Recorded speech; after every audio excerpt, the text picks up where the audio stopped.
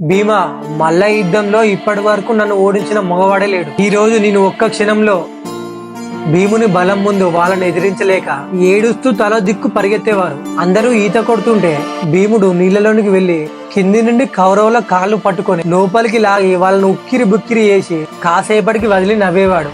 కౌరవులు చెట్ల మీద కూర్చొని పళ్ళు తెంపుకుంటే ఆ చెట్టు మొదలు పట్టుకొని గట్టిగా ఊపుతూ ఉంటే పైనున్న కౌరవులు ప్రాణభయంతో ఆ చెట్టును గట్టిగా పట్టుకొని ఏడుస్తూ నా భీమా దయచేసి మమ్మల్ని వదిలిపెట్టుకొని బతిలాడేవారు.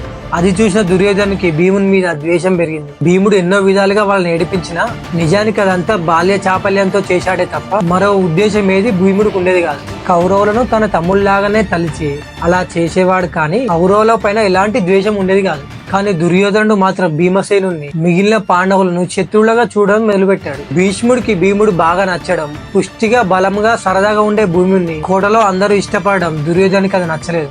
అప్పటి వరకు దుర్యోధను మల్ల యుద్ధంలో ఓడించిన వారు లేరు. అందువల్ల తనతో మల్ల యుద్ధం చేయమని అందరి సమక్షంలో దుర్యోధనుడు భీముని కోరాడు.